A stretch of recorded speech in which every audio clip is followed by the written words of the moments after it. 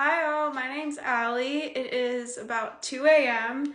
and we are in my bathroom again. I am much better from my cold, and tonight I am going to go over my tan routine for anybody wanting some tips and tricks on how to apply and prepare for one. I personally have been applying my self-tan since I was 17. My good friend, Glow Getters DE, has taught me some things along the way, and I was always interested in getting a spray tan license as well. So without further ado, I'm going to go over how to prepare, and I'm going to show you how to apply using some parts of my body. Okay, so before we apply our tan, I am going to be making a little disclaimer about hair removal. Now, hair removal is going to be beneficial before a spray tan or a self tan at home, because when you go over with the solution, it's going to cling to the little hairs on your skin and kind of look like really little dots.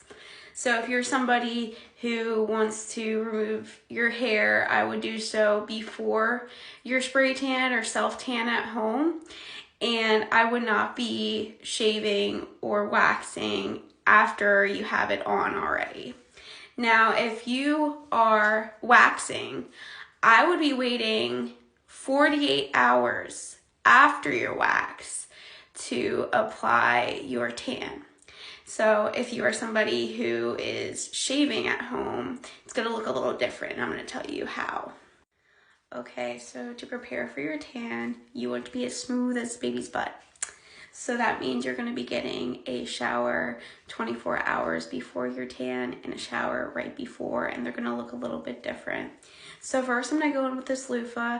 This is a natural loofah I got off Temu, and I'm working it in with the Olay Super Serum Body Wash. This is going to come handy later on. However, you can use the Dove Fragrance Free Bar. That is a wonderful idea. Next, I got this exfoliant from a discount store, just a Dove scrub, but you could be using something like coffee grounds mixed with olive oil and do your own at-home concoction. Next, and this seems like a lot of exfoliation, which it is, and I do not advise this every night, but if you have old spray tan you need to get off, these exfoliating gloves come in handy. So next I'm going to go in with my hair removal, and I've been using this on my bikini area. It does not work on the rest of my body, so I go in with the Amazon Basics razors. Now you want to be sure that when you come out of your shower, first you can do a facial on yourself. Reminder, you're not going to want to exfoliate your face while you have your self tan on, because it's going to come off. So you're going to make sure you do that beforehand with like a little scrub or a light enzyme. And then I do my peel off mask. I'm also going in with a moisturizer and laying it on thick. And I might be even using this little body oil as well. Now, the reason you want to be exfoliating, moisturizing beforehand, especially with the exfoliation part, and also making sure it has that long stretch of time, at least that 24 hours, is because if your skin's too raw, then what's going to happen is the tan is not going to deposit right. So that's why you're going to have your shower the next day as well, and that's going to be pretty basic. Okay, so before you go into your tan appointment or before you do your at-home tanner, you're going to hop in the shower again. I use a very light pressure with the loofah, and I'm making sure I'm cleaning every part of my body, because you want to strip off any oils from your skin, because once the tan is on, it might deposit like a green color or streaky, or it might not. It might come off patchy, and especially with deodorant, you're going to be going a little hippie-like before your tan appointment, because that's definitely going to develop as a green color once you have it on. Now, to get into attire, I'm going to show you in the mirror, but please excuse the atrocity that is my counter right now. Okay, something to keep in mind, for your tan is you don't want any marks of demarcation from your clothing to come off on the tan. You don't want to wear anything that you don't want to mess up. So right now I'm wearing these oversized Walmart shorts, and they do have a band. However, they're very loose on me, so they're not gonna cause that line. And I'm also wearing a dry fit tank top because it's gonna wick moisture, which is gonna help stay dry and cool so the tan can process right. And right now I'm also going commando, completely commando, bra free, because again, we want to make sure that there's no lines there as well. Okay, so you're ready for your tan.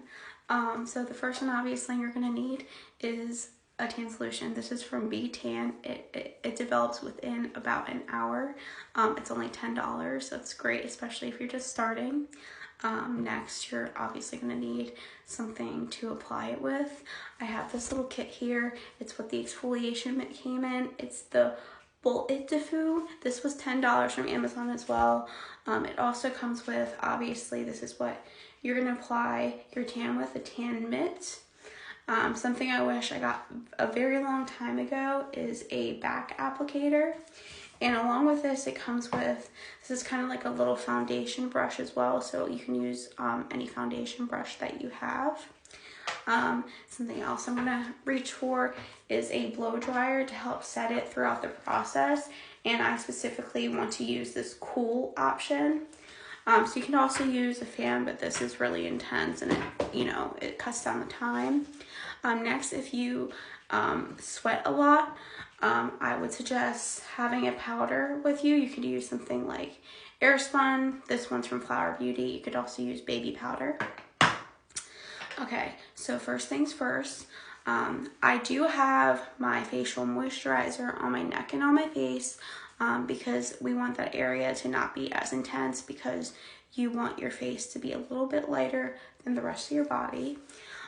Next, I'm going to apply this moisturizer, not to my whole body, but to these dry areas. So I'm going to apply it to my hands, to the back, my elbow here, my kneecaps, and on my feet as well. Okay, so we're going to be starting with the face using this little brush. I got one pump here, and I do this first because I might use my brush for the rest of my body as well, and I don't want it to go feet to face, if you know what I mean.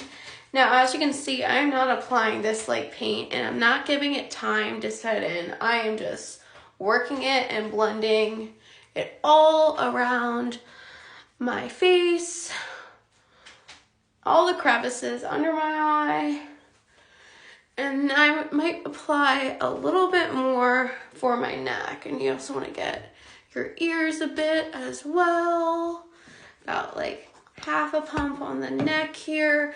And you do not want to apply too much tan to your neck because it will look streaky, especially if you have a lot of lines. And you can see I am working that jawline like crazy because you can get a line there as well. If you have too much product on your brush, you can work it to the back of your neck.